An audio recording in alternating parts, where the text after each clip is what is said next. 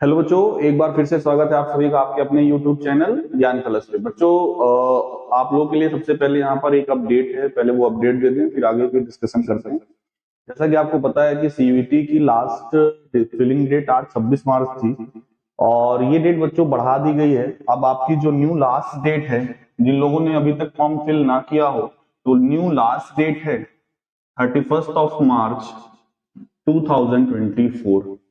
क्या बच्चों? यूजी, ठीक है, undergraduate program CUET UG की जो डेट है वो एक्सटेंड कर दी गई है। अब लास्ट डेट सीयूईटी के फॉर्म फिलिंग की क्या है? 31 मार्च 2024। और आपके करेक्शन की बच्चों डेट क्या है? करेक्शन की डेट है 2 एंड 3 अप्रैल। ठीक है, 2 एंड 3 अप्रैल को करेक्शन विंडो ओपन होगा। तो जिन लोगों ने फॉर्म फिल ना किया हो वो आराम से फॉर्म फिल कर सकते हैं। ठीक है, हम लोग बच्चों यहाँ पे सीयूईटी मैथमेटिक्स की प्रिपरेशन कर रहे हैं। 2022 का 2023 का मैथ्स का पेपर सॉल्व कर लिए हैं। अब यहाँ पर मैं आगे कुछ लेक्चर्स में चैप्टर वाइज वीडियोस लाने वाला हूँ। ठीक है, जिसमें आप देख रहे हो सबसे पहला चैप्टर क्या है? Relation and function. इसमें वो भी टॉपिक्स इंक्लूड होंगे, क्वेश्चन कराएंगे और क्वेश्चन में जो टॉपिक डिलीटेड है वो भी कवर हो जाएंगे। ठीक है, तो रिलेशन एंड फंक्शन से क्वेश्चंस हम लेकर आए हैं, ठीक है, पेपर के पॉइंट ऑफ व्यू से, और जो डिलीटेड टॉपिक है वो भी उसमें कवर हो जाएंगे। ठीक है, तो चलिए क्वेश्चन देखते हैं रिलेशन एंड फंक्शन के। हम लोग चैप्टर वाइज आपका रिवीजन पहले कराऊंगा। ठीक है, तो देखिए आज की डेट का पहला क्वेश्चन क्या है? If f be a map from R to R is a function such that f x equals to bracket x, और ये क्या है? ग्रेटेस्ट इंटीजर फंक्शन बोला जा रहा है। ठीक है, आपको पता है कि अगर ये ग्रेटेस्ट इंटीजर फंक्शन है इसकी वैल्यू क्या होती है? लेस देन और इक्वल टू एक्स। यहाँ पर एक्स, ये वाला एक्स क्या होता है? एक इंटीजर होता है। ठीक है, तो पूछा ये जा रहा है कि ये फंक्शन कैसा होगा? वन वन होगा, ऑन टू होगा, इन टू होगा, कैसा? वन वन होगा या ऑन टू होगा? देखो, सबसे पहली चीज तो ये वन वन और ऑन टू चेक करने के लिए जो फंक्शन डिफाइंड है वो आर से आर पर है। मतलब डोमेन और कोडोमेन पहले देख लिया करिए। ठीक है, मैं पहले ऑन टू के बारे में डिस्कशन करना चाहता हूं क्योंकि हमें पता है, थोड़ा सा एक दो एग्जांपल ले लें। अगर मैं 1.2 ले लूं, 1.3 ले लूं, 2.4 ले लूं, कुछ भी ले लूं, जैसे 1.2 का क्या आएगा? 1, इसका जिंट क्या आएगा? 1, और इसका क्या आएगा? 2। ठीक है, यानी जो हमारा रेंज सेट बन रहा है बच्चों, जो हमारा रेंज सेट बन रहा है वो सेट ऑफ इंटीजर बन रहा है कि नहीं? तो ऑन टू होने के लिए आपको ये पता है कि कोडोमेन और रेंज ऑफ एफ, जो फंक्शन की रेंज है वो क्या होनी चाहिए?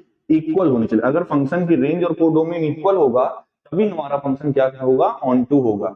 तो इस कोडोमेन में अगर कोई भी मैं एक एलिमेंट ले लूं, सपोज करो मैंने ले लिया 1.2। ठीक है, इस कोडोमेन का मैंने एक एलिमेंट ले लिया 1.2। अब आप बताइए इस डोमेन के आर में कोई भी ऐसा एलिमेंट है जिस पर आप ये जिंट लगाओ तो आपको 1.2 मिले? कभी नहीं मिलेगा। ये क्लियर हो गया, फंक्शन हमारा ऑन टू नहीं है। तो जिसमें जिसमें ऑन टू है पहले उसको काट लो। ठीक, अब बच रहा है हमारे पास ए और सी ऑप्शन। ठीक है, ए और सी ऑप्शन। तो ए और सी, ए में अंतर क्या है? देखो, इनटू दोनों में है तो हमें चेक भी नहीं करना है, इनटू तो हो गया। वन वन है या मैनी वन है ये हमें चेक करना है। फंक्शन वन वन है या मैनी वन है? तो देखिए वन वन की डेफिनेशन क्या होती है कि distinct element of set domain is related to the distinct element of codomain set. ठीक, ये होता है वन वन। लेकिन हम यहां पर ये देख रहे हैं 1.2, 1.3, 1.4, ये जितने भी हैं इन सभी की जो इमेज है बच्चों वो वन होगी कि नहीं? तो क्या ये वन वन होगा? नाम से सुनो, मैनी वन, मतलब डोमेन में मैनी और रेंज में वन, तो ये मैनी वन हो रहा है कि नहीं? मैनी वन है ना, मैनी एलिमेंट्स की इमेज एक पे जा रही है, तो ये वन वन नहीं है, ये मैनी वन और इनटू होगा। तो ऑप्शन नंबर सी बच्चों इसका क्या हो जाएगा? करेक्ट हो जाएगा। ठीक, नेक्स्ट क्वेश्चन की ओर बढ़ते हैं। अगला क्वेश्चन बोला जा रहा है, late S be the set of all person living in Delhi. We say that X, Y in S are related if they were born in Delhi.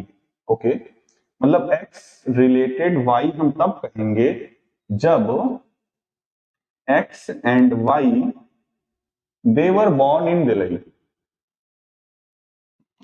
ठीक है, born in on the same day, okay, on same day, ये relation हमें define करके दिया, ठीक है, x related to y ऐसा है, which one of the following relation is correct, मतलब कुल मिलाकर रिफ्लेक्सिव, सिमेट्रिक और ट्रांजिटिव चेक करते हैं। रिफ्लेक्सिव के लिए क्या चेक करना पड़ेगा, x रिलेटेड टू x, तो x, इसका मतलब क्या हुआ कि x और x बॉर्न इन जली, बिल्कुल, क्योंकि x एक ही सेम पर्सन को बिलोंग करे, दो अलग अलग पर्सन तो है नहीं, तो बिल्कुल ये रिलेशन हमारा रिफ्लेक्सिव है, क्योंकि दोनों ही यहाँ पर y और x अलग अलग नहीं है, x और y इस रिफ्लेक्सिव रिलेशन के लिए दोनों सेम है, तो एक ही पर्सन दो बार ले रहे, बिल्कुल वो दिल्ली में ही पैदा हुआ होगा सेम डे। सिमेट्रिक के लिए सपोज कर लेते हैं कि x रिलेटेड टू y, मतलब x और y दो लोग हैं जो दिल्ली में पैदा हुए हैं सेम डे पे, तो क्या y और x तो दिल्ली में पैदा नहीं हुए सेम डे पे, यही तो बात हुई ना। अब राम और श्याम बोलो या श्याम और राम बोलो, बात तो एक ही है, ये y related to x imply करेगा, इसका मतलब ये रिलेशन हमारा सिमेट्रिक भी है। अब ये समझो x और y पैदा हुए दिल्ली में, y और z पैदा हुए दिल्ली में, तो आप बताइए क्या x और z अब दिल्ली में पैदा नहीं हुए, बिल्कुल हुए, है ना, एनसीईआरटी में भी इस तरह का क्वेश्चन मिला होगा, तो क्लियरली ये रिलेशन हमारा इक्विवेलेंस रिलेशन बन रहा है, शायद पहला ही ऑप्शन है, the relation is an equivalent relation, yes, option number A बच्चों इसका क्या हो जाएगा, करेक्ट आंसर हो जाएगा, ठीक है, आगे बढ़ते हैं, yes, the number of 1 to 1 function from A to B, मतलब एक मैप है from A to B, suppose करो इसका कार्डिनल नंबर m है और इसका कार्डिनल नंबर n है, तो बच्चों नंबर ऑफ, फॉर्मूला नोट कर लीजिएगा, 1-1 मैपिंग निकालने का क्या फॉर्मूला होता है, नंबर ऑफ 1-1 मैपिंग ये होता है npm, परमुटेशन वाला p है, जिसको हम बोलते हैं n factorial upon n minus m factorial, यहां पर n यानी कि दूसरे सेट का कार्डिनल नंबर कितना है 5, m की वैल्यू कितनी है 3, यहाँ पे रखते हैं, तो जाएगा 5p3, मतलब 5 फैक्टोरियल अपॉन में 5 माइनस 3 यानी 2 फैक्टोरियल, तो जाएगा 5 इंटू 3 इंटू 4, 5 3 जा 15 और 15 4 जा 60, तो बच्चों 60 ऑप्शन नंबर डी इसका क्या हो जाएगा, करेक्ट आंसर हो जाएगा, ठीक है। तो जितने भी ये नंबर वाले क्वेश्चंस हैं इसको जरूर देखिएगा। अगला क्वेश्चन, एक कंपोजिट फंक्शन से है, डिलीटेड था आप में, तो देखिए एक क्वेश्चन हम यहाँ पर लिए हुए हैं, FVMF from real number to set of integer and defined by fx equals to bracket x, ये bracket x smallest integer function को डिनोट करता है। पहले ये समझ लीजिए ये सर होता क्या, ये होता है बच्चों ग्रेटर देन और equal to, greatest integer function क्या होता है, लेस देन और इक्वल टू, यहाँ पर x क्या है, ये वाला x क्या है, इंटीजर है। फॉर एग्जांपल 0.5 का अगर आप स्मॉलेस्ट इंटीजर फंक्शन बोलोगे तो यहाँ पे 0 नहीं बोलोगे, क्या बोलोगे 1, अगर ग्रेटेस्ट इंटीजर बोलते तो क्या बोलते 0, ठीक है। इसी तरह से 1.2 का स्मॉलेस्ट इंटीजर फंक्शन क्या होगा, स्मॉलेस्ट इंटीजर क्या होगा 2 होगा, ग्रेटेस्ट बोला जाता तो क्या होता 1 होता, ठीक है। तो ये fx हमारा इस तरह से कुछ डिफाइंड है, और gx यानी g मैप है z से ओपन इंटरवल 0 टू इंफिनिटी, यानी आप कह सकते हैं set of positive real number, ये किस तरह से डिफाइंड है, gx equals to 5 to the power, हमें फाइंड करना है, देखो हमें क्या फाइंड करना है वो देखिएगा, कैसे पढ़ा जाता है, f कंपोजिट g ओवर 1/2, ये डेफिनेशन होती है कि कंपोजिशन हटा के सीधा सीधा g f ऑफ 1/2 लिखिए, f ऑफ 1/2, तो देखो ये है ना fx, तो f ऑफ 1/2 का मतलब 0.5, तो ब्रैकेट 0.5 की वैल्यू क्या होगी, अभी भी मैंने बताया यहाँ पर ये स्मॉलेस्ट इंटीजर फंक्शन है तो इसकी वैल्यू क्या होगी 1, तो ये हो जाएगा g1, और gx हमारा डिफाइंड है किस तरह से 5 टू द पावर x, तो ये हो जाएगा 5 to the power 1 which is equals to 5, option number C बच्चों क्या हो जाएगा करेक्ट। तो कंपोजिशन टफ नहीं है, बस सिंपली ऑपरेट करा देना है, जस्ट लाइक आप ऑपरेट करते हो ना एक फंक्शन के ऊपर दूसरा फंक्शन, सिंपली वैसे ही है। अगला क्वेश्चन देखते हैं, ये भी डिलीटेड टॉपिक का था, बाइनरी ऑपरेशन। बाइनरी ऑपरेशन होता क्या है पहले वो समझ लो। जनरली बाइनरी ऑपरेशन को बच्चों हम लोग स्टार से डिनोट करते हैं। बाइनरी ऑपरेशन को किससे डिनोट करते हैं? स्टार से। इट इज अ मैप या function from A cross A to A, ठीक है, and defined by star of A B is A star B for all A B in A. ये होती है बच्चों बाइनरी ऑपरेशन की definition. मतलब sir समझ में नहीं आया। मतलब ये है, अगर आपने स्टार, मान लो बाइनरी ऑपरेशन लग रहा है प्लस का, और मैं पूछूं +2,3 क्या होगा, तो ये होगा 2+3। पूछूं -2,3 क्या होगा, तो ये होगा 2-3। तो जो ऑपरेशन यहाँ पर लगता है वही इन दोनों एलिमेंट्स के बीच में लग जाता है। फिर इसकी कुछ प्रॉपर्टीज हैं क्या, आइडेंटिटी के लिए ए स्टार ई स्टार ए और ए क्या होनी चाहिए, इक्वल। तब हम बोलेंगे जो हमारा स्मॉल ई है वो क्या है, इसका आइडेंटिटी एलिमेंट है, ठीक है। तो चलिए फिलहाल यहाँ पर इस क्वेश्चन को करते हैं। क्वेश्चन करते रहोगे ना तो जो भी टॉपिक नहीं भी आ रहा है वो करते करते अपने आप आने लगे, ठीक है। एक एक टॉपिक रिवीजन करने बैठोगे तो समय भी लग जाएगा और कॉन्फिडेंस जनरेट नहीं होगा। फाइंड द आइडेंटिटी एलिमेंट यहाँ पर बोला जा रहा है, हमें आइडेंटिटी एलिमेंट ही चाहिए, किसका, ए का, with respect to operation star. तो डिफाइंड, और एलिमेंट क्या है ए में, -1,1। ओके, डिफाइंड कुछ ऐसा है, मल्टीप्लीकेशन का देखो ऑपरेशन दिया हो कि A star B equals to A into B.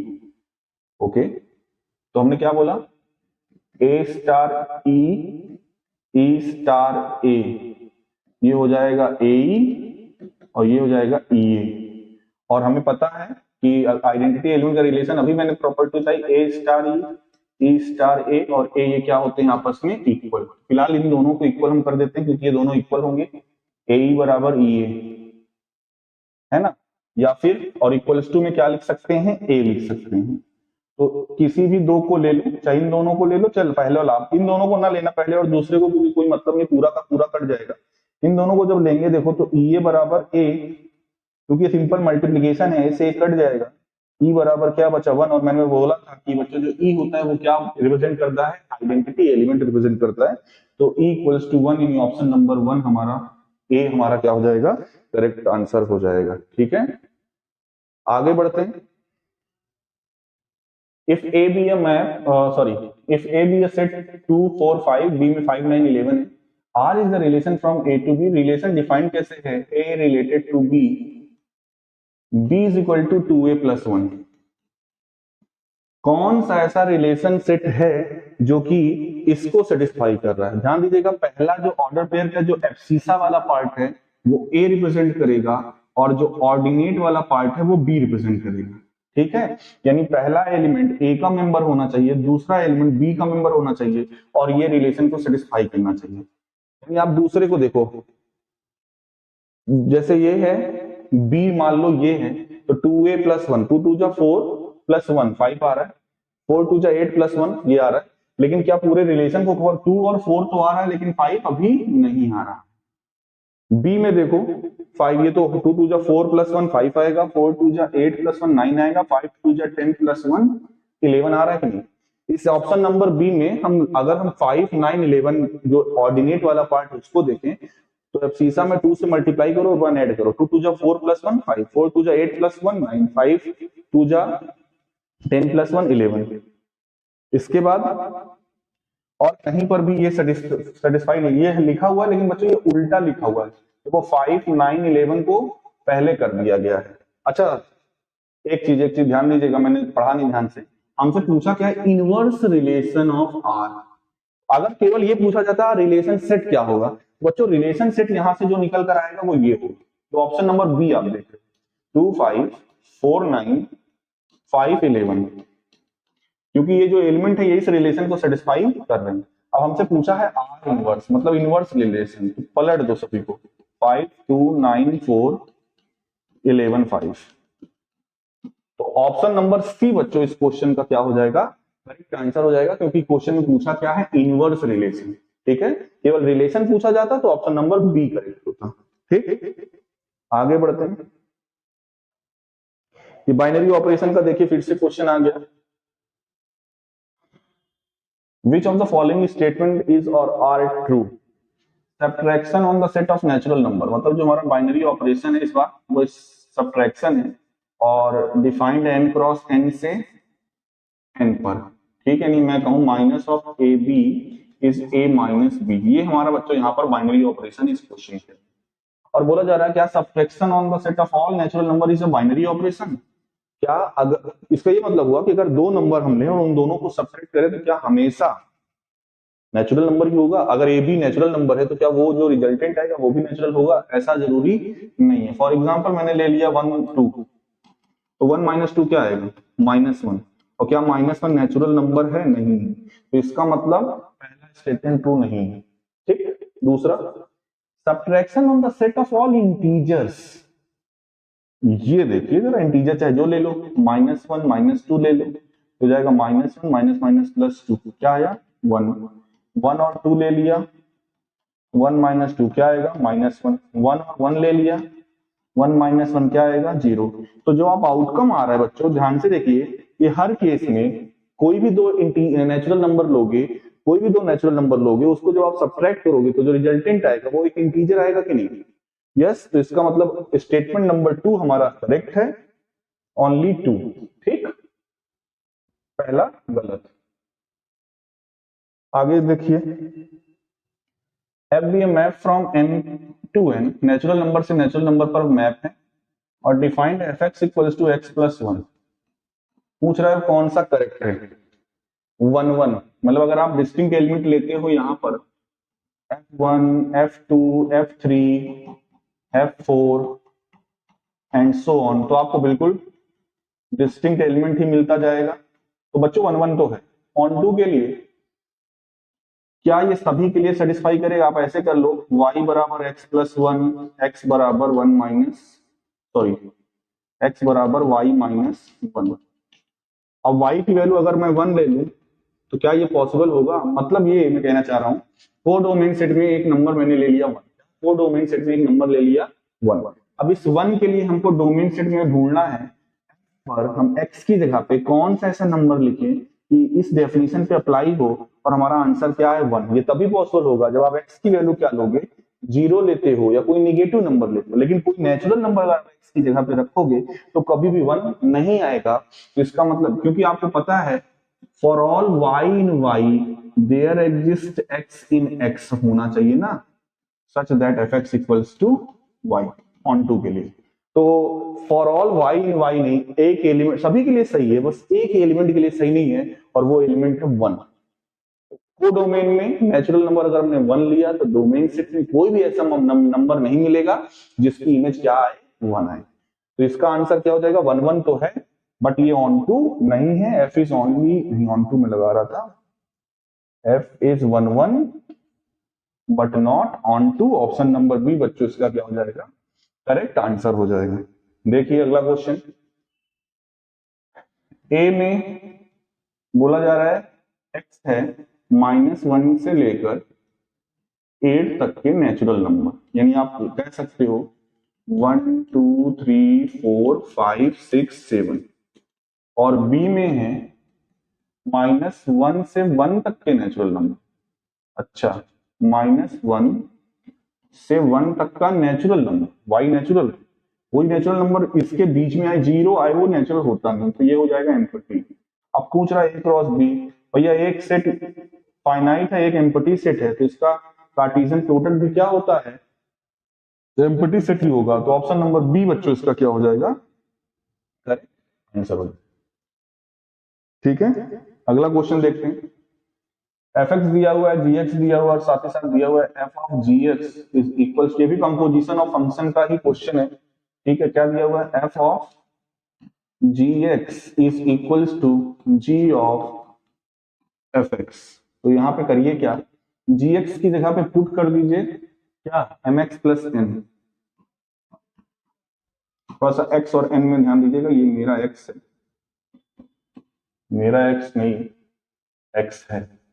F x की जगह पे पी एक्स प्लस क्यू, तो ये हो जाएगा एफ ऑफ एक्स का मतलब हुआ पी एक्स प्लस क्यू, तो पी एक्स का मतलब m x plus n plus q, g of x का मतलब एम एक्स बहुत एक्स आ गए भैया यहाँ पे, और प्लस में एन, तो ये हो जाएगा, अंदर भेजिए, p m x plus p n plus q equals to, फिर एम पी या p m x plus m q plus n, p m x cut गया, बचा क्या, p n plus q equals to q m plus N.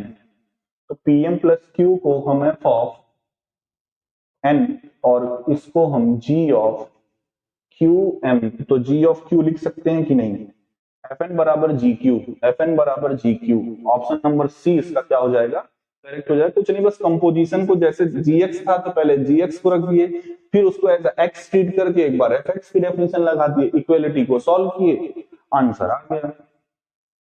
ठीक है बच्चों, तो ये 10 क्वेश्चन थे रिलेशन एंड फंक्शन के। ठीक है, हम यही कोशिश करेंगे चैप्टर वाइज, इसमें मैंने बाइनरी ऑपरेशन को भी लिया, कंपोजिशन को भी लिया। ठीक है, मैंने नंबर ऑफ फंक्शंस निकालने की, number of one one mapping के भी क्वेश्चंस को लिए, तो वही मेरी कोशिश है कि डिलीटेड टॉपिक के भी क्वेश्चन कवर हो जाए। अब इसमें से आपको करना क्या है, इस लेक्चर में से जो 2-3 टॉपिक आपको नए मिल रहे हैं उनके फॉर्मूला नोट करिए, खुद की नोट्स बनाइए और क्वेश्चन ट्राई करिए, डाउट हो तो पूछिए। बाइनरी ऑपरेशन मैंने बताया क्या होता है, किस टाइप के क्वेश्चन, बाइनरी ऑपरेशन आप थ्योरी पढ़ोगे, कितना पढ़े सर, क्वेश्चन देखो किस प्रकार के क्वेश्चन आपसे पूछे जा रहे हैं, उस टाइप के क्वेश्चन पे प्रैक्टिस करो। क्वेश्चन टफ नहीं आता बाइनरी ऑपरेशन का, ना कंपोजिशन का। ठीक है, रिलेशन फंक्शन से वैसे भी लोग भागते हैं, और थ्योरी अगर पढ़ोगे तो और भागोगे। तो कोशिश करो इसके नंबर ऑफ क्वेश्चंस और सॉल्व करो, कॉन्फिडेंस और जनरेट अपने आप होगा। ठीक है बच्चों, तो फिर हम लोग आज का लेक्चर यहीं पे समाप्त करते हैं, मिलते हैं अगले वीडियो में हम लोग अगले चैप्टर के साथ। तब तक के लिए टाटा बाय।